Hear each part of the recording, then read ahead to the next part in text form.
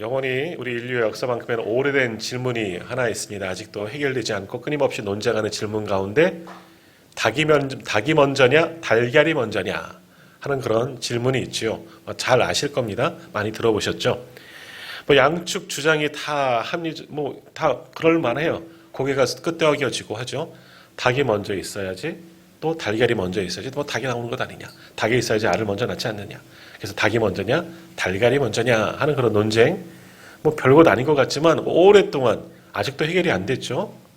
자, 우리 성도님들은 어떻게 생각하십니까? 닭이 먼저예요? 달걀이 먼저예요? 별걸 다 물어보시네 하는 눈치예요. 뭐 같아요? 닭? 달걀? 닭? 달걀? 기독교인들은 이 사건을 어떻게 봐야 될까요? 뭐가 먼저일까요? 닭이 먼저죠. 해결됐어요. 우리는 닭이 먼저예요. 왜 닭이 먼저예요? 하나님께서 천지를 만드실 때 각양 동물들을 다 만드셨어요. 달걀을 만드신 게 아니라 닭을 만드셨어요. 그러니까 딱 우리는 간단해요. 하나님께서 창조하셨기 때문에 닭이 먼저죠. 어떻게 달걀이 먼저예요. 근데 세상 사람들은 일리가 있어요. 양측 주장 가만히 들어보면 이거 가지고 얼마나 많은 사람들이 논쟁을 합니까? 달걀이 먼저다. 달걀에서 닭이 나오지. 그러니까 달걀이 먼저다. 아니 닭이 있어야지 달걀을 낳지. 등등등등 하면서 굉장히 논쟁하지만 하나님을 믿는 사람들은 굉장히 간단한 거예요. 하나님께서 당연히 닭을 만드셨으니까 닭이 먼저지. 게임 끝 나는 거죠. 자, 그런데 우리가 하나님을 알고 하나님의 말씀을 알면 이 문제가 아주 간단하게 끝날 문제예요. 근데 하나님을 알지 못하기 때문에 진화로는 알지만 창조로는 알지 못하였기 때문에 이것을 논쟁이다 논쟁이 아니다 이렇게 이야기 나누는 겁니다. 쉬운 거예요.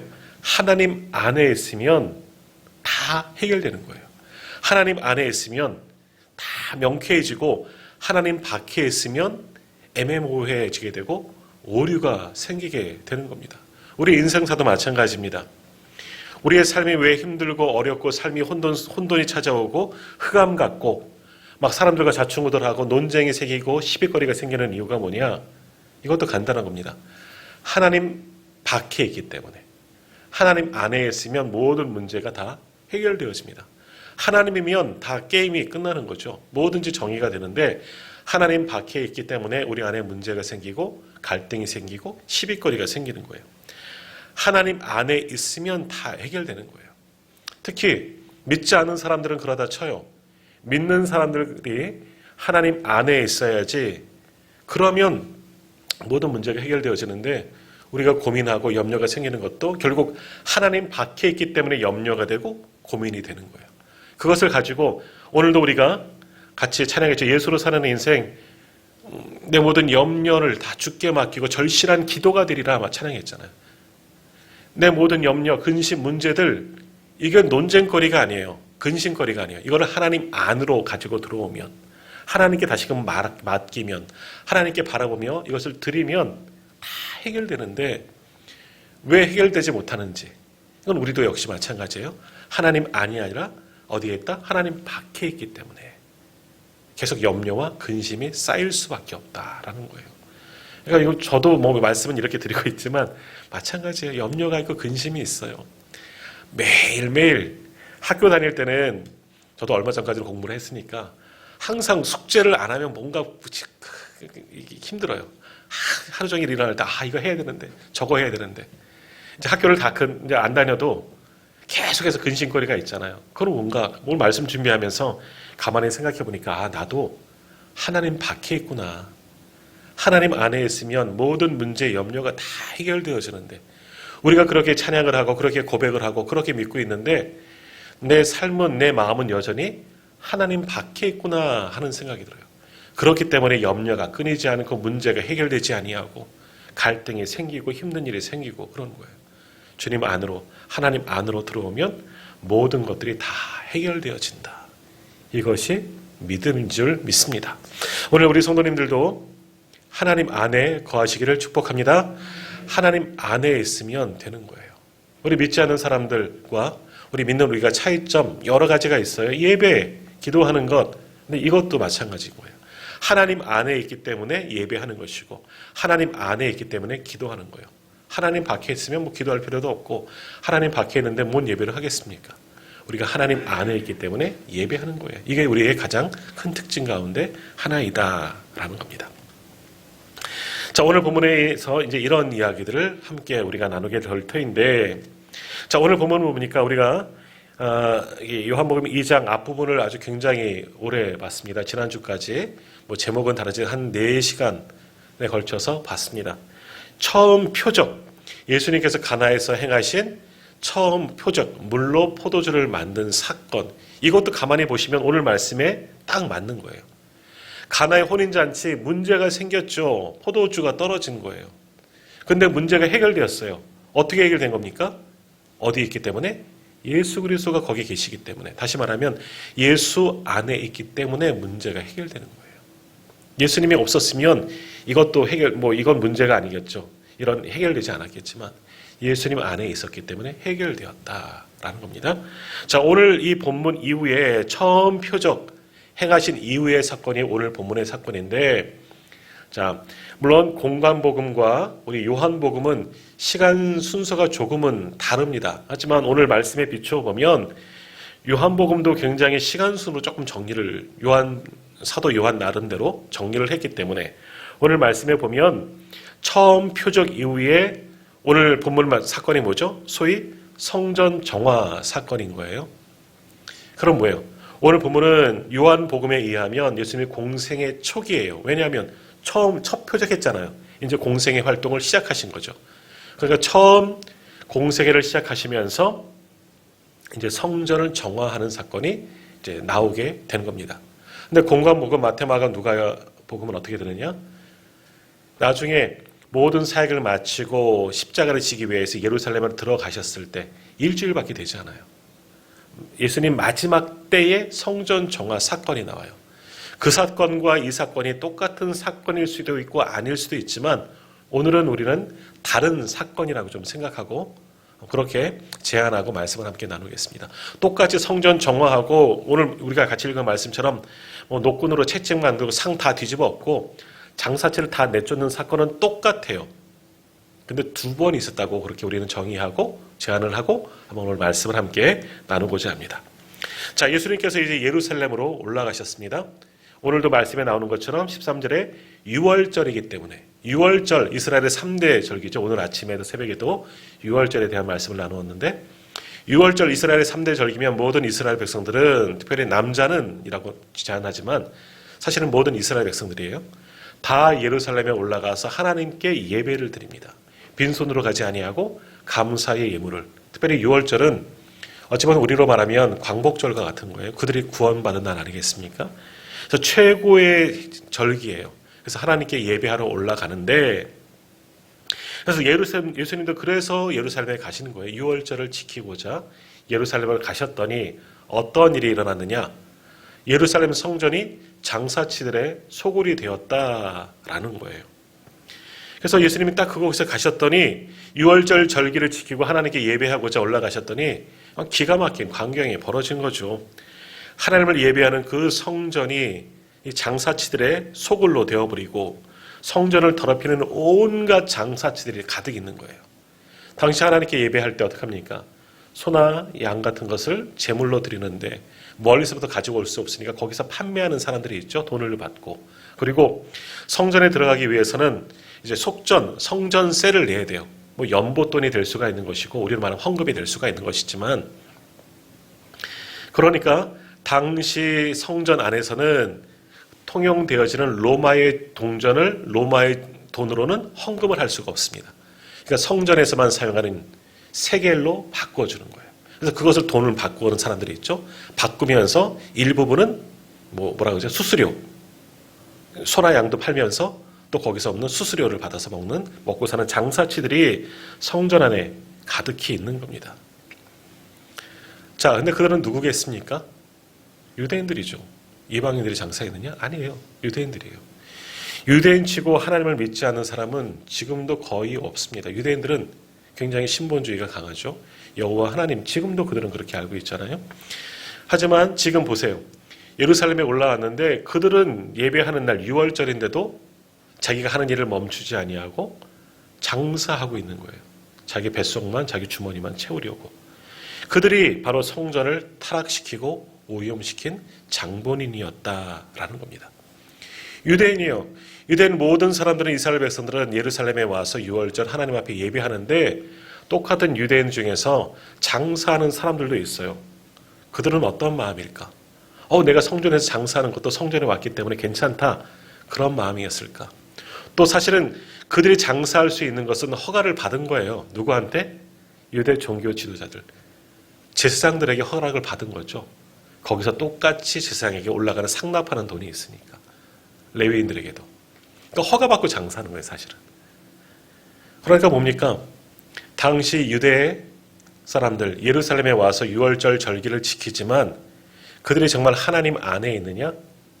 아니라는 겁니다. 하나님 밖에 있다라는 거예요. 이 장사치들만 하나님 밖에 있느냐? 아니에요. 그들만이 아니죠.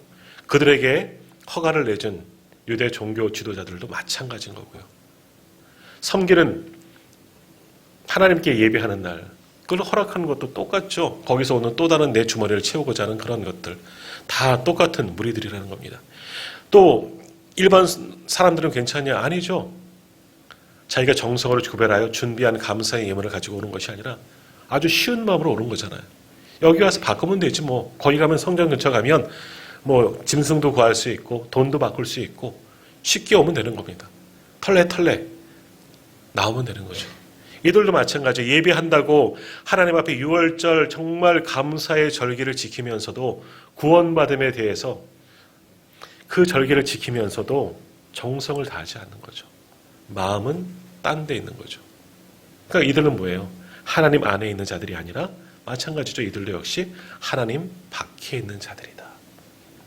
지금 6월절이어서 모든 이스라엘 사람들이 예루살렘에 모여 있고 정말 굉장히 수백만 인파가 몰렸다고 이야기를 하지만, 그들이 정말 하나님 안에 있느냐? 아니라는 거예요. 하나님 밖에 있는 자들이 대부분이었다는 거죠. 하나님 밖에. 단 누구만? 예수 그리스도만 하나님 안에 있었기 때문에 성전이 불결하게 되는 것들, 장사치들의 소굴이 되어버리고, 이건 예배가 아닌 거죠. 그래서 의분을 일으켜서 채찍을 만드시고 상을 다 뒤집어 엎으시고 다 내어 쫓았다. 사람들의 눈에 비친 예수님은 어떻게 보였을까요? 미친 사람이죠. 이상한 사람이죠. 지금까지 아무 일 없었는데 작년 6월절에도 그랬고 그 전 6월절에도 그랬고, 거기서 장사하시는 사람들은 수년 전부터, 수십 년 전부터 아마 그렇게 장사했을 거예요. 지금까지 아무 문제도 없고 제사장도 아무 말 안 하는데 왜 저 사람이 어디서 나타난 30세, 예수님이 그렇게 30세처럼 보이진 않았다 그래도 청년 하나가 나타나서 난리 법석을 치니 사람들의 눈에는 예수님이 미친 사람처럼 보였을 거예요. 그러나 그 당시 하나님 안에 있었던 사람은 예수님 한 분밖에 없었다는 거죠. 자, 오늘 본문을 보십시오. 예수님은 하나님 안에 거하셨기 때문에 이것을 보시고 분노를 일으키고, 하나님에 대한 분노죠. 하나님의 마음으로 분노를 일으킨 거죠. 다 뒤집어 엎으셨습니다.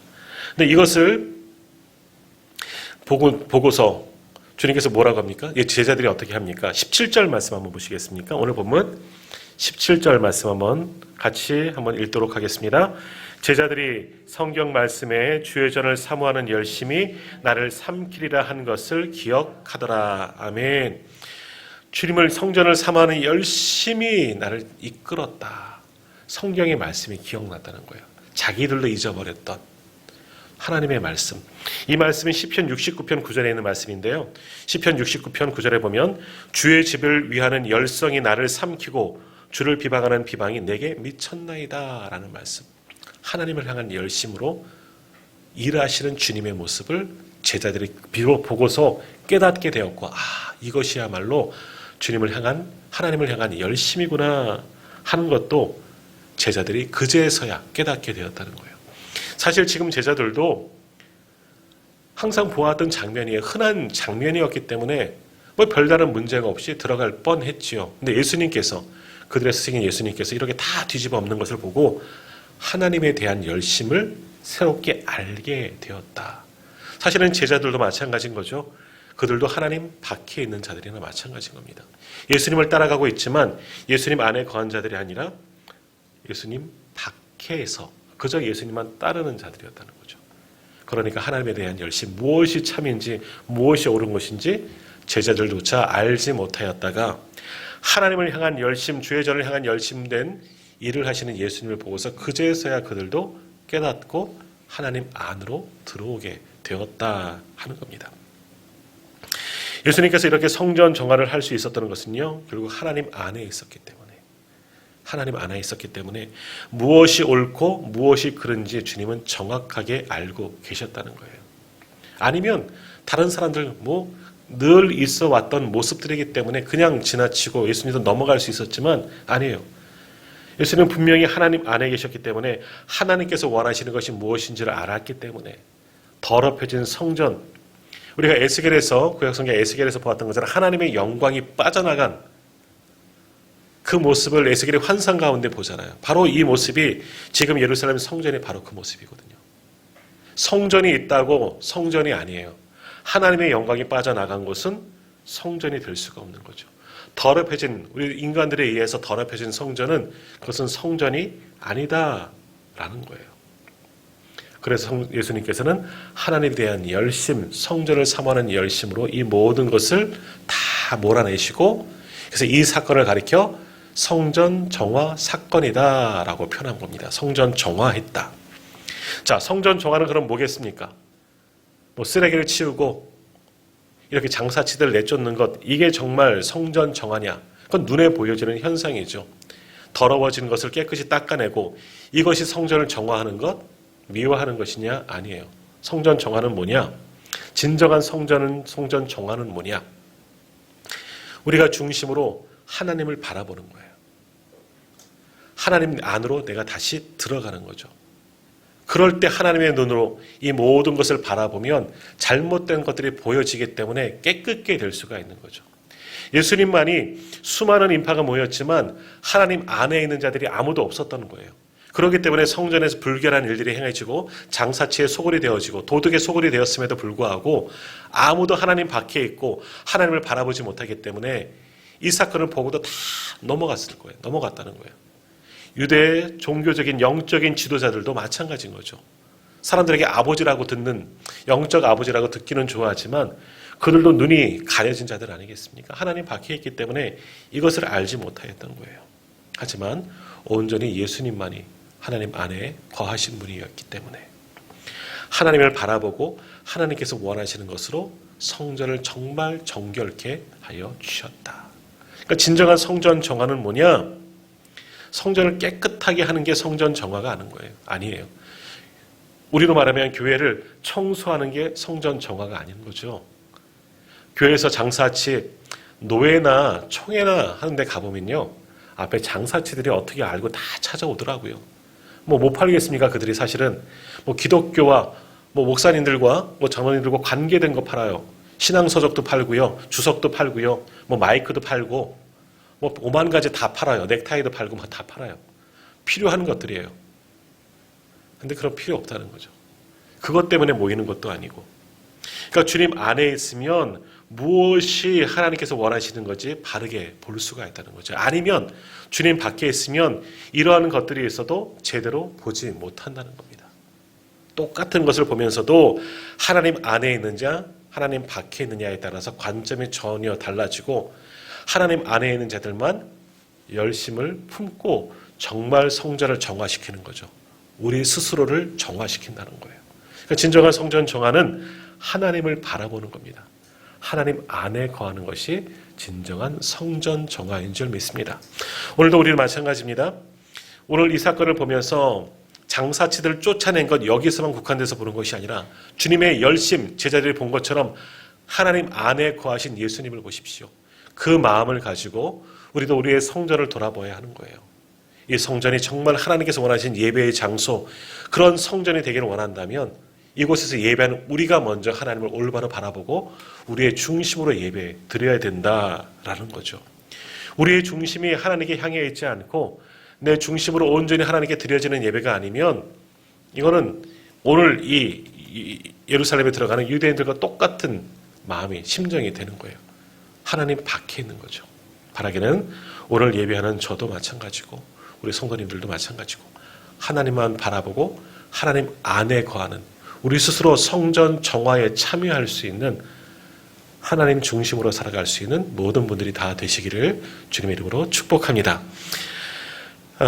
현재 미국 정부에 미국 내에 동성애자들이 굉장히 많아지고 있고 그건 뭐 미국만이겠습니까? 우리도 마찬가지요. 뭐 어떤 면에서는 어떤 분이 그런 이야기를 해요.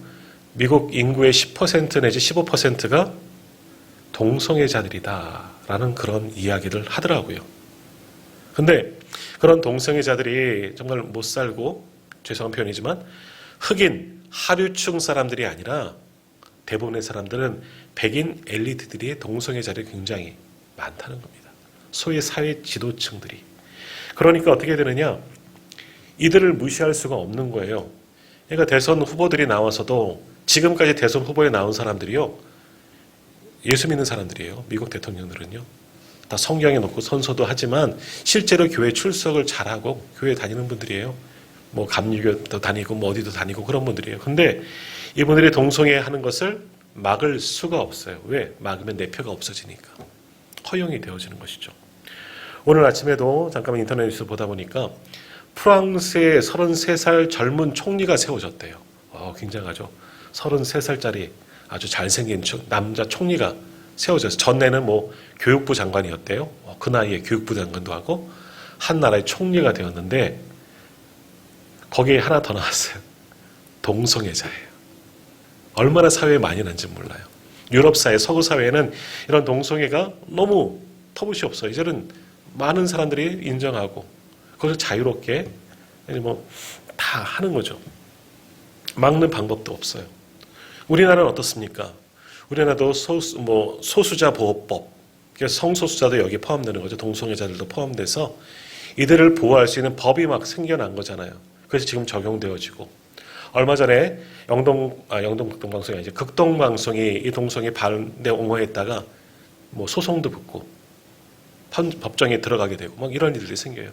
그래서 지금은요 사실은 목회자들이 강단에서 동성애 반대 말하면 반대 뭐 설교하거나 비난하는 것들을 이야기하면 시비가 되고 논쟁이 되고 뭐 그래서 뭐 어디 잃을 분은 없겠죠 우리 가운데는요. 하지만 시비거리가 돼요. 재판받을 수도 있는 거예요. 그렇다고 이것을 하지 말아야 되느냐? 아니에요. 끊임없이 할 겁니다. 동성애자는 하나님께서 금하신 거잖아요. 성경에서는 악으로 취급하고 있는 거예요. 사람이 악한 것이 아니라 그런 행위 자체가 악한 것이기 때문에 창조 질서를 파괴하는 것이기 때문에 하나님은 금하셨습니다. 하나님이 금하셨으면 금하는 거죠. 그런데 이것이 분명히 잘못이고 시비거리가 되는 줄 알기 때문에 이것을 해면 이렇게 동성애 하는 사람들에 대해서 시비를 하고 그러면 논쟁거리가 되고 뭐 법정에 설 수 있기 때문에 그것이 두려워 침묵한다면 그거는 역시 마찬가지로 하나님 밖에 있는 것과 똑같은 것이다 라는 겁니다. 그러나 동성애하는 자를 미워해라 그 말씀은 아니에요. 그런 것을 금하는 것이 하나님의 법이라는 거죠. 하나님의 말씀이라는 것. 그것이 창조 원리고 그렇기 때문에 우리도 하나님께서 정말 원하시는 것이 무엇인지 옳고 그름을 정확하게 판단할 수 있어야 되는 거예요. 어떻게 판단할 수 있느냐? 하나님 안에 있어야죠. 하나님의 방법으로 모든 것을 바라보고 생각하고 판단해야 되는 거예요. 하나님께 또 지혜도 구하고. 그렇기 때문에 오늘 성전 정화 사건은 굉장히 중요한 겁니다. 성전에서 장사치 몰아낸 것이 성전 정화가 아닌 거예요. 모든 사람들에게 하나님을 바르게 바라보아라. 하나님 안에 거하라. 이것을 선포한 사건이 성전 정화 사건이라는 겁니다. 오늘 우리로 말하면 교회 안에 있다고 다 성도가 아니고 교회 안에 있다고 해서 예배드린다고 해서 다 하나님 안에 거하는 것이 아니라 우리의 중심이 하나님을 보지 않으면 우리가 하나님을 바라보지 않으면 하나님을 붙잡고 의지하고 살아가지 않으면 오늘 우리도 마찬가지라는 거예요. 하나님 밖에 있는 사람과 다를 바가 없다는 거예요. 하나님 안에 거하라. 그것이 성전 정화이다. 성전 정화이다. 자, 그러므로 오늘도 이 말씀을 깊이 묵상하면서 내가 하나님 안에 있기를 간절히 원하고 그렇게 살아가야 되는 거예요. 세상과 타협하는 것이 아니라 세상 가운데 분명히 하나님의 말씀하시는 것을 전할 수가 있어야 돼요. 그것이 정말 소수여도 나밖에 없어도 끝까지 말할 수 있는 우리가 되어져야 하는 겁니다. 그것이 하나님 안에서 살아가는 자의 모습이죠. 자, 오늘 예수님께서 서두에 말씀드린 것처럼 요한복음에서는 이제 공생의 초기에 가서 성전 종화 사건을 행하셨어요.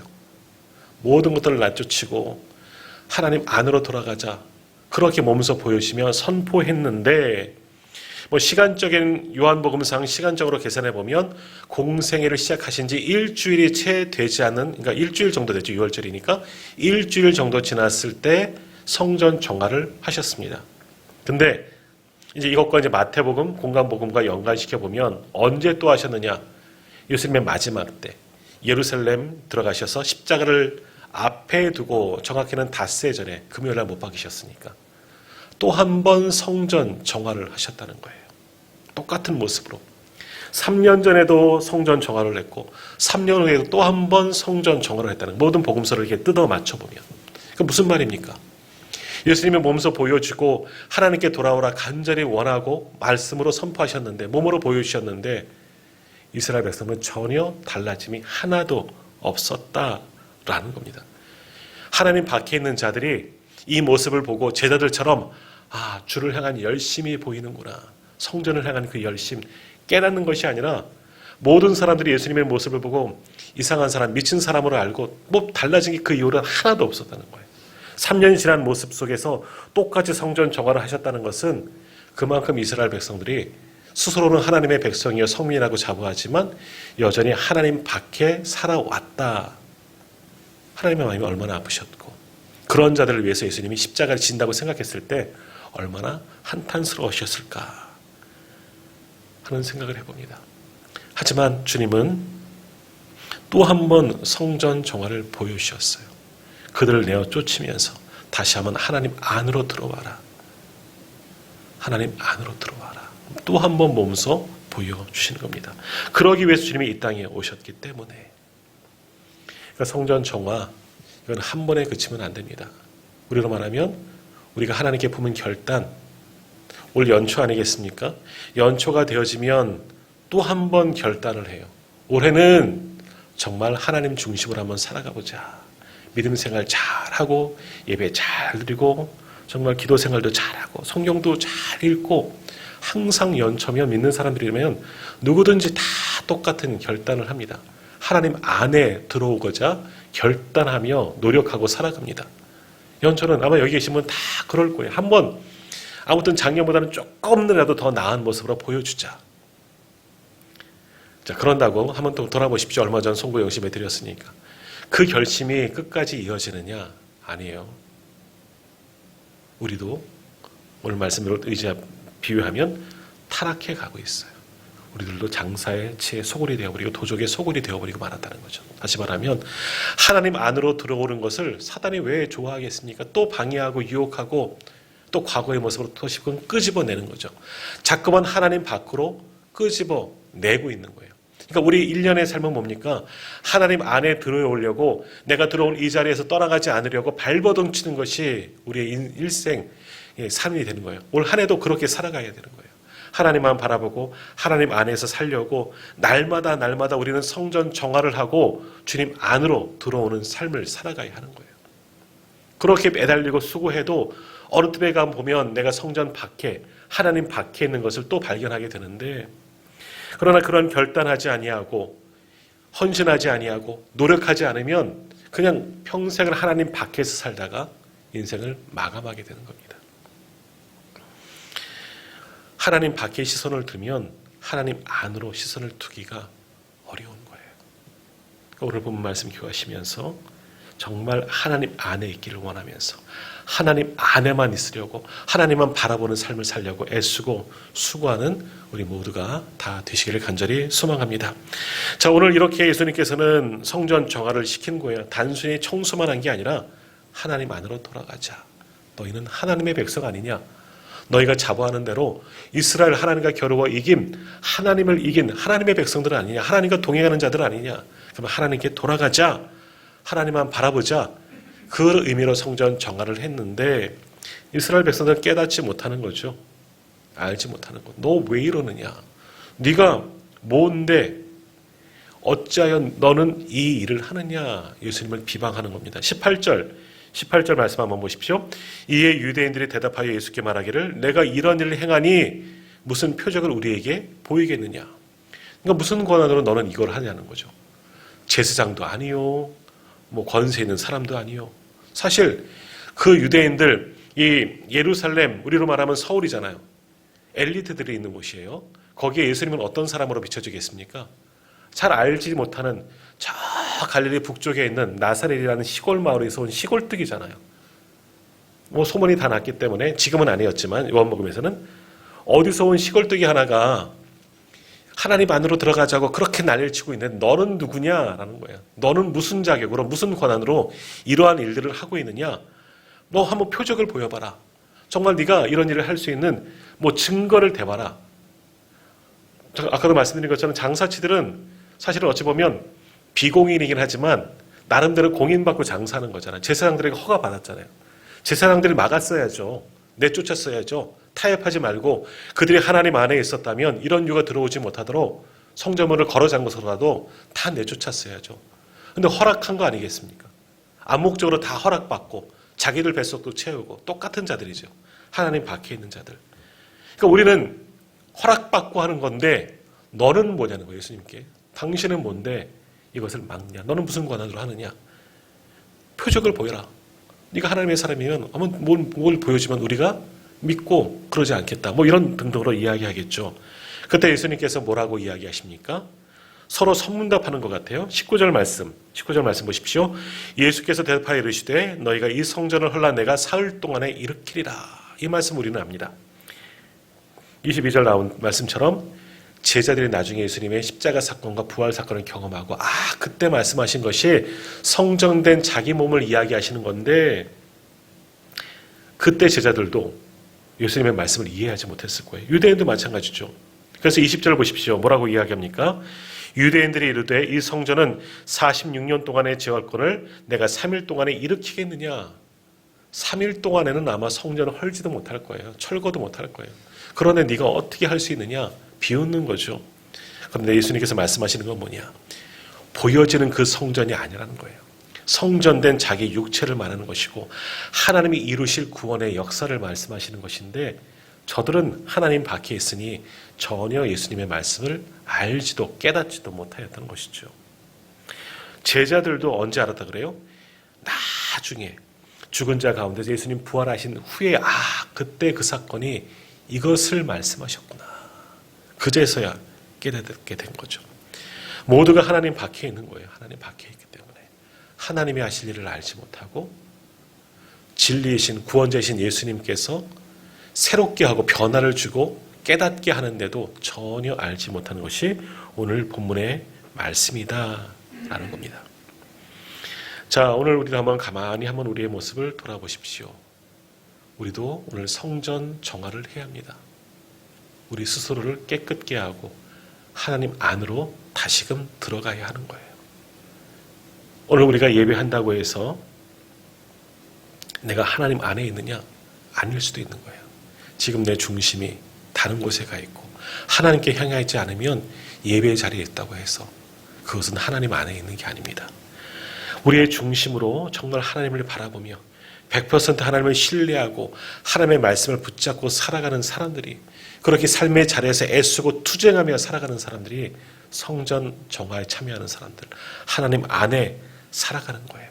예수 그리스도가 정말 나의 주님을 인정하고 주님 안에서 살아가는 자들만이 바로 하나님의 백성들 될 수가 있는 겁니다.